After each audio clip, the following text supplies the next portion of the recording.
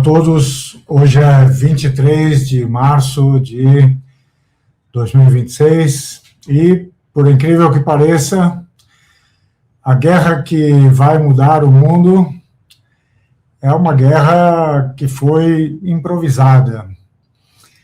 E pior, é uma guerra improvisada pela maior potência militar que o mundo já conheceu. E a mudança que vai resultar dessa guerra é justamente o aprofundamento, a aceleração da decadência dessa maior potência. Isso é o que nós estamos assistindo. Na verdade, se você já vem acompanhando o canal e outras plataformas em que vocês podem me encontrar, por exemplo, aqui, e sobretudo no Substack, vocês sabem que eu venho dizendo já há um tempo que nós estávamos vivendo um momento histórico, né? Um momento de grandes dimensões históricas, um momento em que a gente estava assistindo o mundo mudar. O mundo está, de fato, mudando.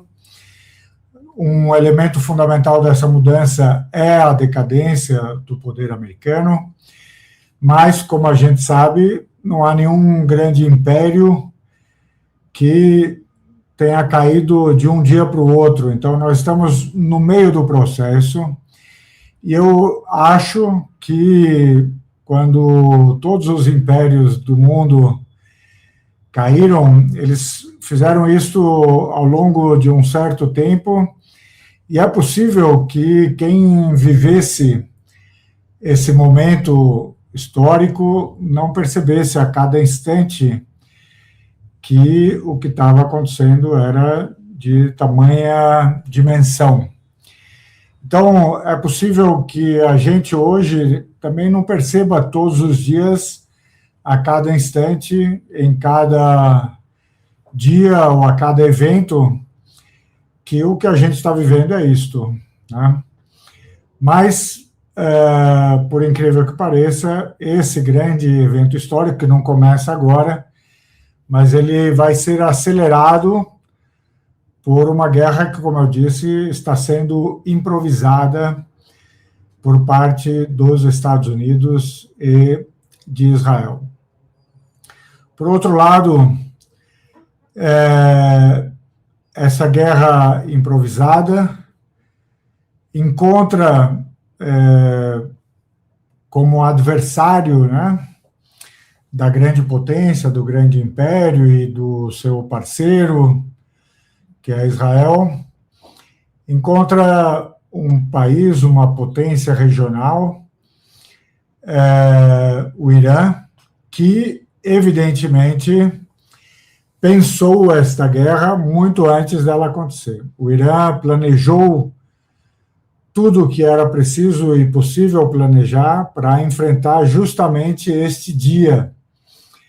Então, como eu também venho dizendo a vocês há muito tempo, esta fase do grande confronto que se iniciou em 7 de outubro de 2023, eu dizia, era inevitável que esta guerra chegasse ao Irã, quer dizer, que ela não acabaria, que o que começou em 7 de outubro não acabaria enquanto Israel e Estados Unidos não atacassem o Irã e tentassem derrubar o que eles pensavam ser a última peça do eixo da resistência que ainda estava de pé e que, para completar a sua vitória que eles achavam estar vivendo, eles precisavam destruir. O Irã sabia disso, sabia não só desde o 7 de outubro, mas sabia desde que a Revolução Iraniana aconteceu em 1979, e hoje o Irã dá provas de que vinha se preparando para este confronto inevitável, não com Israel, ainda que Israel seja parte do confronto, mas um confronto inevitável com os Estados Unidos. Finalmente, esse momento chegou e nós conseguimos observar no dia a dia como, de fato, os iranianos sabem o que estão fazendo, planejaram tudo o que está sendo feito, pensaram no passo a passo de como seriam atacados e como deveriam responder. E, por outro lado, vemos que Estados Unidos, e aí nisso o fato dos Estados Unidos serem liderados por Donald Trump ajuda, né? Ajuda na incerteza, ajuda na improvisação, ajuda nas idas e voltas, na hesitação, porque o homem é fundamentalmente um mentiroso por natureza, e um homem que não, cujas palavras você não pode anotar nem levar a sério. Então, me parece ainda estranho que os jornais, todos os dias, abram as suas matérias, né, as suas reportagens sobre a guerra contra o Irã, com aquilo que o Trump disse no dia anterior, né, como se realmente fosse possível levar a sério o que o Trump disse. Mas, para nos mostrar que essa é uma guerra improvisada, o Trump é a pessoa ideal, certo? Qual é o último lance desta guerra improvisada? É que até ontem nós vivíamos com um prazo dado pelo Trump de 48 horas para que o Irã permitisse o livre trânsito dos navios carregando petróleo pelo Estreito de Hormuz, ou, senão, ele atacaria toda a infraestrutura elétrica, e não só elétrica, mas a infraestrutura civil do Irã.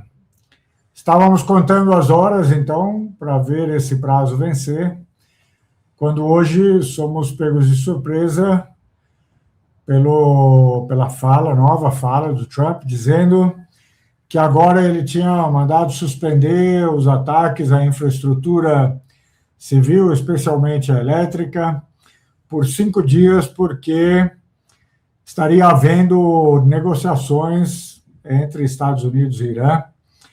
Ora, mais uma vez, não dá para confiar no que ele fala, mas ainda que se pudesse ou quisesse levar a sério, a gente teria que lembrar que o Irã ontem tinha dito que, se atacada a infraestrutura elétrica, por um lado, eles estavam prontos para resistir a esses ataques e depois a responder de modo muito mais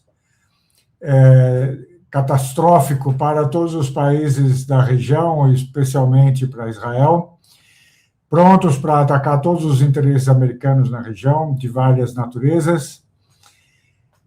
No dia seguinte, hoje, os iranianos dizem, não tem nenhuma conversa entre nós e os americanos, não tem nada acontecendo e não haverá conversa com os americanos, dizem os iranianos. Só haverá conversa quando a guerra parar e quando as condições impostas por Irã para o encerramento total das suas atividades militares forem atendidas. Tá? Já eu vou falar dessas condições.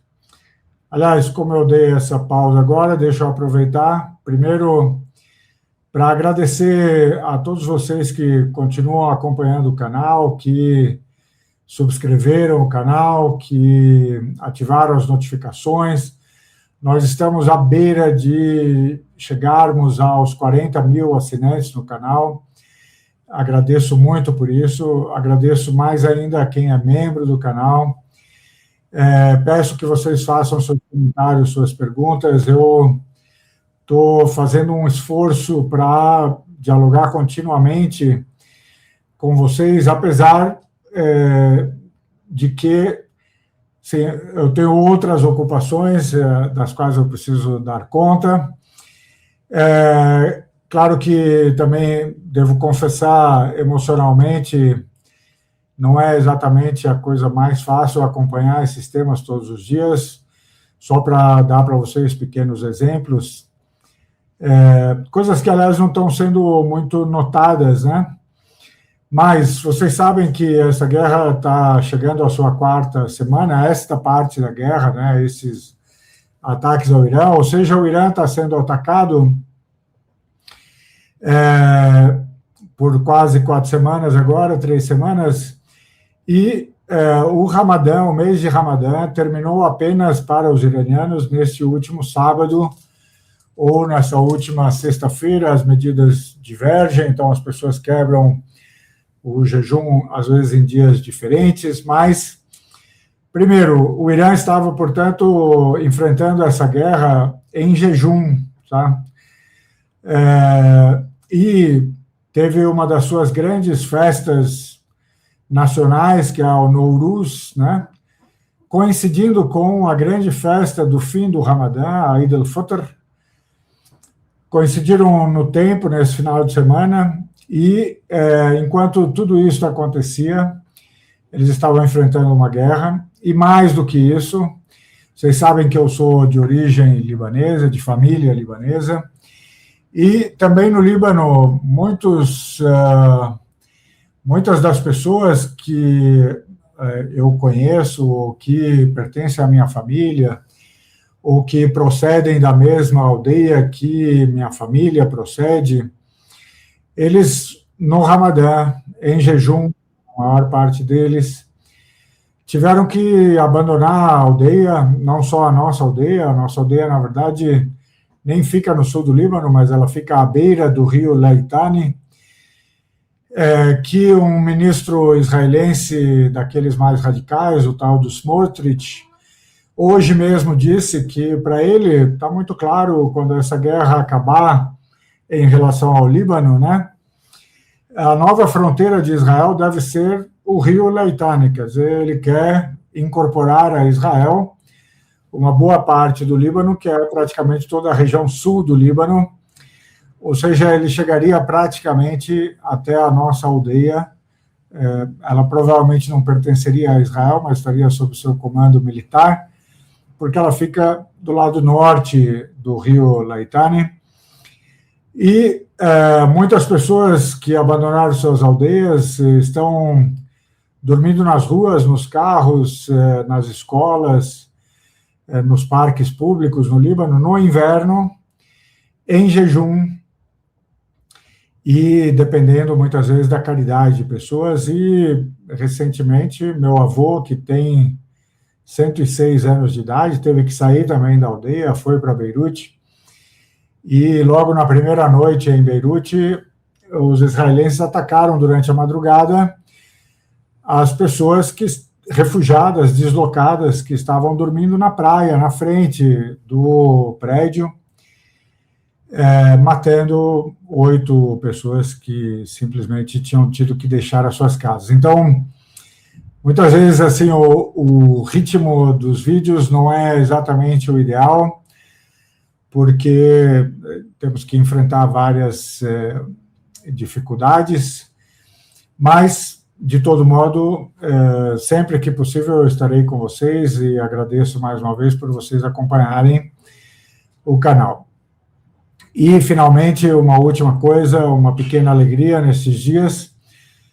Hoje eu devo receber os exemplares do livro Mascate, que será lançado num primeiro lançamento aqui na Câmara Árabe de Comércio, a Câmara de Comércio Árabe Brasileira, no dia 25, dia da comunidade árabe no Brasil, e depois eu mostrarei para vocês nos próximos vídeos os exemplares do livro, e convido vocês também a procurarem por isso. Quem for membro do canal e quem for assinante pago do Substack, eu estou fazendo um plano para ver se eu presenteio vocês com um exemplar do livro, então depois eu vou pedir para vocês me mandarem seus endereços, e aos poucos eu vou mandar para vocês pelo correio. Então, voltemos, tá?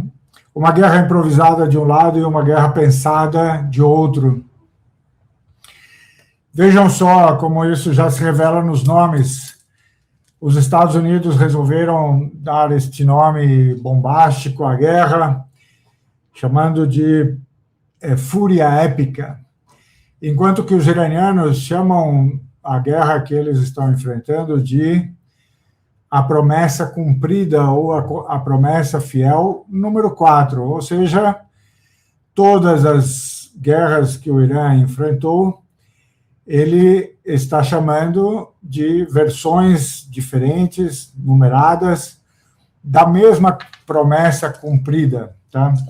E aqui isso é muito importante a gente lembrar.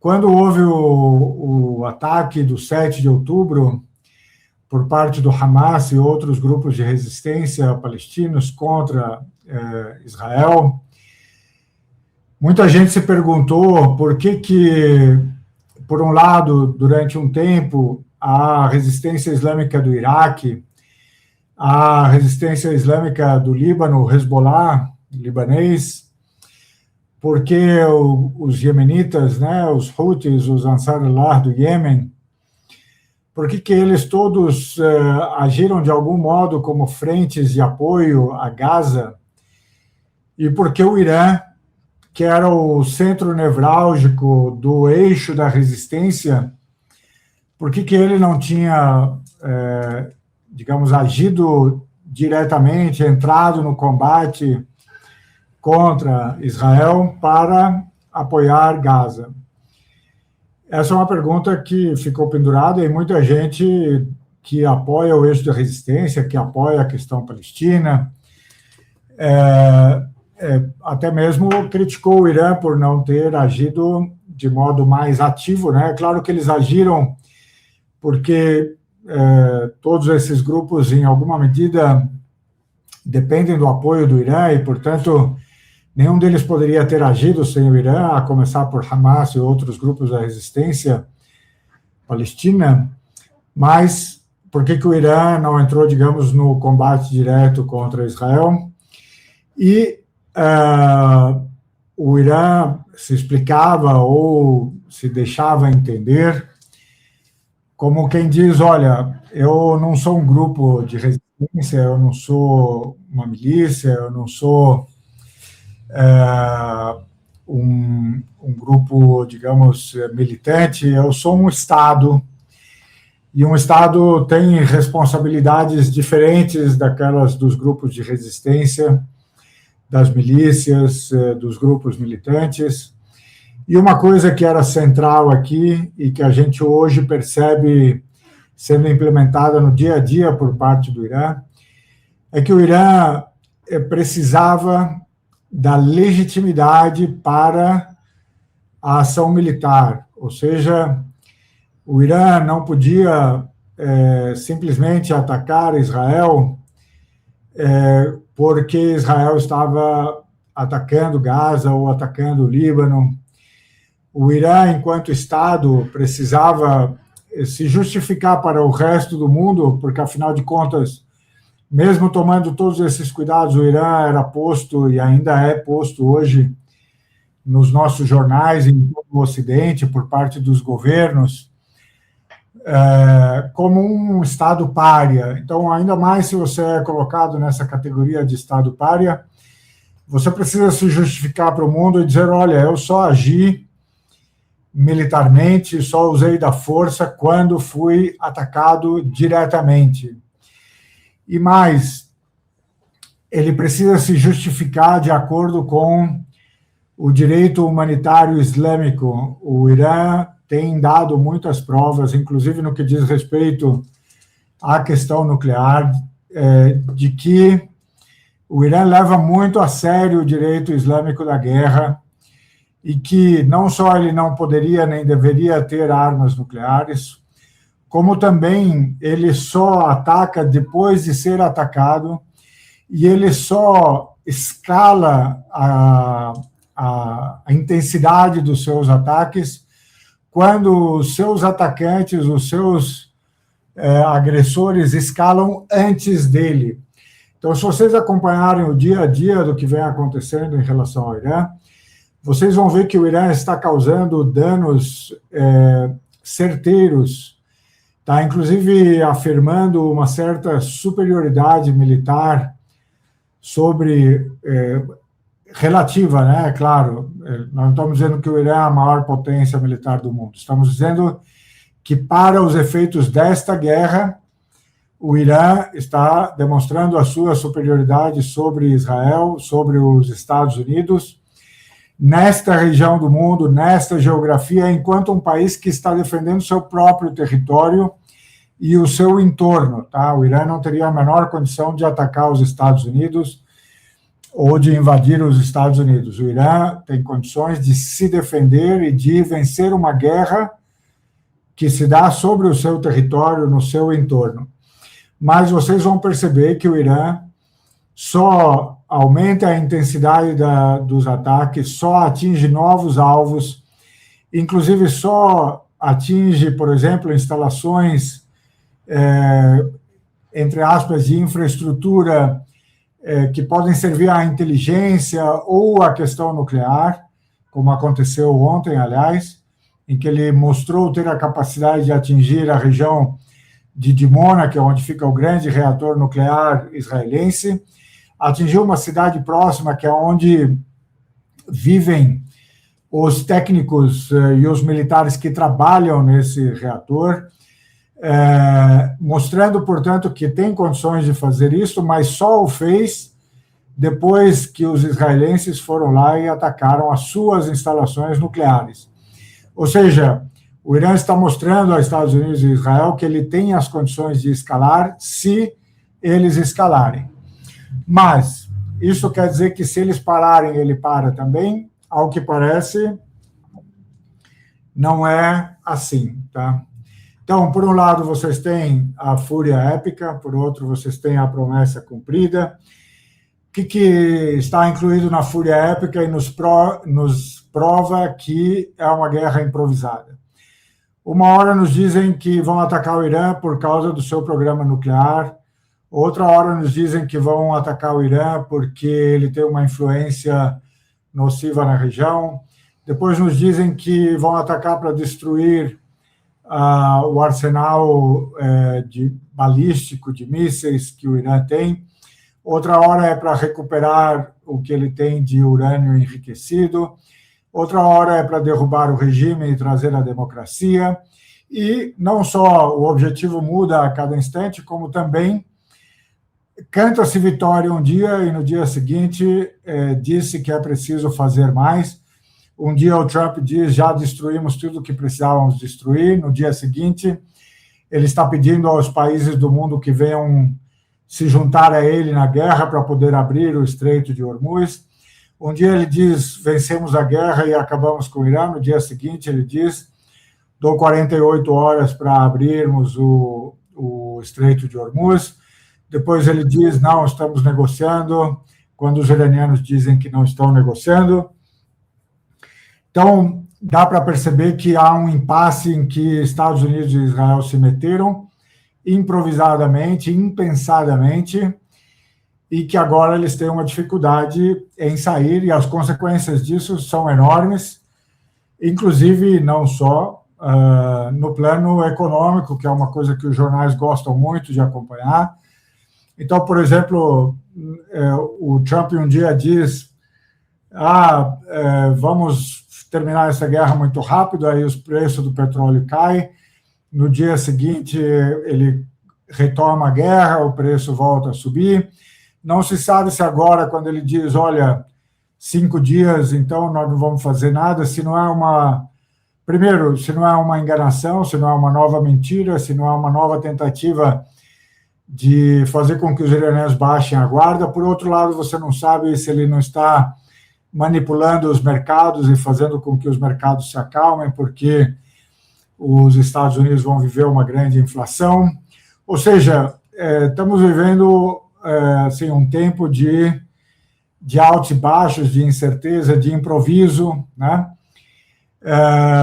Enquanto do outro lado vocês têm os iranianos que fazem com que aconteça exatamente cada coisa que eles prometeram que aconteceria.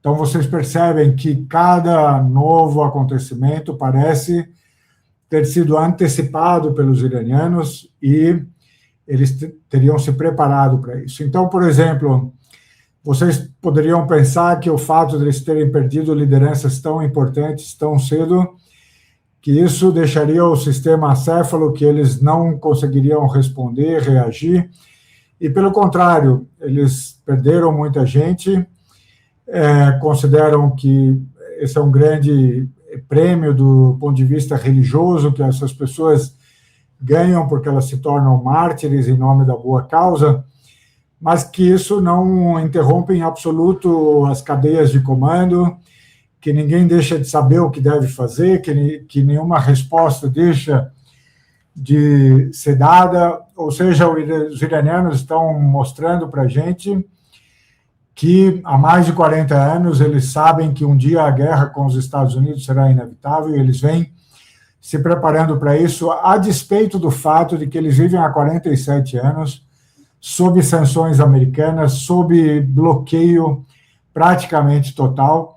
E hoje, percebam, como quase que ironicamente, o fato do Irã ter sido isolado por parte dos Estados Unidos da economia mundial, o fato deles não poderem ter acesso aos dólares do seu Banco Central, não ter acesso ao sistema financeiro mundial, o fato de que o mercado e a indústria iraniana não pôde contar com investimentos externos, agora é quase que uma proteção natural que o Irã tem, porque, na verdade, ele pode retalhar, quando atacado, contra os interesses americanos de todas as naturezas que estão todos à volta do Irã, mas que nenhum deles tem relações econômicas vitais para o Irã propriamente.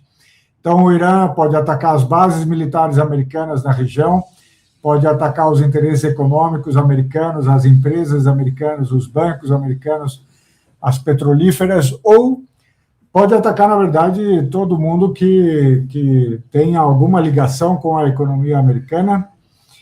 Ou seja, o fato dele não ter esta relação, não ter acesso a ela, o blinda de algum modo e o faz apto a atacar, na verdade, todos os interesses relacionados a quem o está, nesse momento, atacando. Então, quais são as condições do Irã? E aqui é que a gente vai precisar pensar um pouco mais, talvez nos próximos vídeos. Quais são as condições impostas pelo Irã? Primeiro, o Irã disse ontem, anteontem, e isto continua sendo verdadeiro hoje. Claro que há várias vozes, né, falando pelo Irã, e às vezes há pequenas variações em torno do mesmo tema, mas a gente já entendeu o que o Irã oficialmente diz serem as condições para o encerramento da guerra, quer dizer, para que o Irã pare de atacar Israel. As condições são, e é claro, para que ele pare de atacar as bases militares na região, também estas são as condições, então eu vou numerá-las aqui, mas tem um fato anterior às condições, que é o seguinte: os iranianos disseram muito claramente, e isto parece se confirmar a partir do ataque de ontem a essas duas regiões, a Dimona e Arad, né, que são essas duas regiões que têm a ver com o reator nuclear, atingidos com mísseis extremamente potentes, e que está muito claro que os sistemas de defesa americanos em toda a região e israelenses não têm condições de conter e de interceptar. Os iranianos estão dizendo, olha, agora é que o jogo começa, aqui é que começa a guerra de verdade. Ou seja, eles declararam que depois de 3 semanas eles já destruíram de modo suficiente as defesas de interceptação de mísseis israelenses e americanas na região como um todo, e que agora os céus de Israel estão absolutamente abertos para os mísseis iranianos. E que, do ponto de vista iraniano, tudo está transcorrendo como planejado e que eles vão seguir aplicando a sua estratégia com a mesma paciência de sempre. Então, eles dizem não verem agora qualquer horizonte, qualquer possibilidade no horizonte para um cessar-fogo, a não ser que se parta para um fim da guerra como um todo e que as condições iranianas sejam atendidas. Que condições são essas? Primeiro, eles querem garantias claras, garantias que, digamos, concretas, tá? De que não mais serão atacados por Estados Unidos e Israel. O que quer dizer garantias concretas? Quer dizer que não basta a promessa. É preciso que haja algum mecanismo, é preciso que haja outros estados envolvidos que participem dessa garantia, que participem dessa segurança e que não permitam aos Estados Unidos que amanhã ou depois, e a Israel, que eles digam, estamos preocupados com o programa nuclear iraniano, estamos preocupados com os mísseis iranianos, vamos atacar de novo. Os iranianos não querem mais jogar este jogo, então só pararão de atacar, dizem eles, se tiverem garantias de segurança e de não mais serem atacados pelos Estados Unidos e por Israel. Uma outra condição é que os Estados Unidos fechem as suas bases em toda a região, ou seja, suas bases militares no Bahrein, no Catar, na Arábia Saudita, no Kuwait, nos Emirados Árabes e, especialmente, principalmente, no Iraque, tá? E na Síria. Então, que é preciso que os Estados Unidos saiam com a sua presença militar da região. Que Estados Unidos e Israel paguem ao Irã compensações por todos os danos que eles sofreram neste ataque. Lembrem-se, isto é verdadeiro, isto é, do ponto de vista do direito internacional, uma obrigação.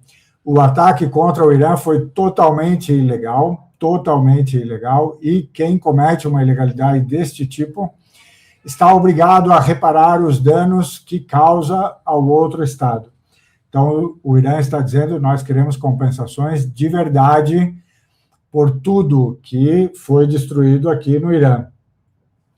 Uma condição muito importante, claro que todas elas são muito importantes e todas elas até são de difícil realização do ponto de vista israelense e americano e, portanto, elas colocam todo mundo num impasse porque alguém vai ter que ceder e depois nós vamos discutir em outros vídeos se será o Irã ou serão os outros a cederem.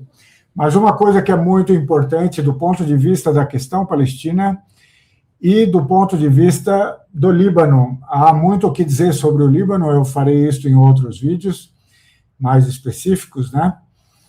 Mas o Irã está dizendo que é preciso que todos os conflitos na região cessem, ou seja, que é preciso que a guerra no Líbano pare, os ataques israelenses contra o Líbano parem, que seja respeitada a soberania libanesa, que Israel saia dos territórios libaneses ocupados e que a guerra contra Gaza cesse também, e também a questão palestina, a soberania palestina, seja respeitada.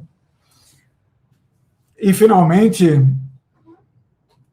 que para o Estreito de Hormuz deve-se conceber um novo regime jurídico, um novo regime de funcionamento totalmente novo, em que o Irã vai querer ter mais a dizer do que antes tinha. O Irã, na verdade, com o que tem feito militarmente, tem demonstrado que a geografia trabalha a seu favor e que, na verdade, o Estreito de Hormuz é uma parte do, digamos, de um lugar de trânsito marítimo internacional, mas que é praticamente um mar interior ou um mar territorial do Irã, e que o Irã quer, como acontece em outros lugares do mundo, ter mais a dizer sobre como isso vai funcionar e que, portanto, o Irã está afirmando por via do Estreito de Hormuz, mas não só,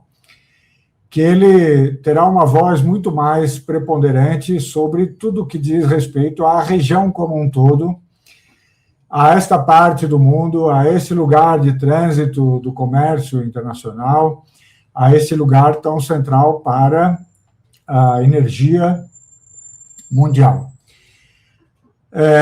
Como esse vídeo já chegou aos seus 35 minutos, eu vou deixar para as cenas dos próximos capítulos as outras discussões e, sobretudo, talvez agora, o tamanho do impasse, quer dizer, como será que essas condições são realizáveis? Será que são realizáveis?